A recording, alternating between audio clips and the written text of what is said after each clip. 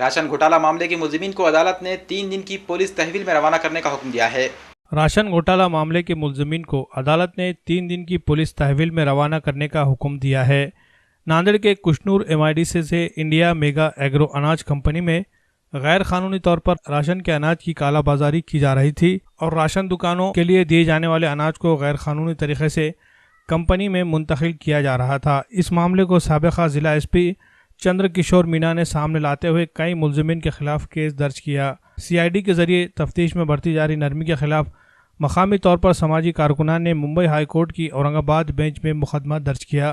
عدالت نے معاملے کی سنجیدگی کو محسوس کرتے ہوئے CID کی سخت سرزنش کی تھی اور ملزمین کے خلاف فوری کارروائی کرنے کا حکم دیا تھا۔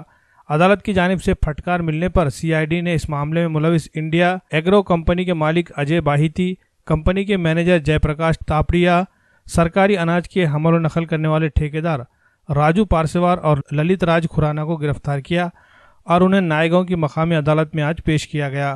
عدالت نے ان چاروں ملزمین کو 14 مئی تک کے لیے پولیس تحویل میں روانہ کیا ہے۔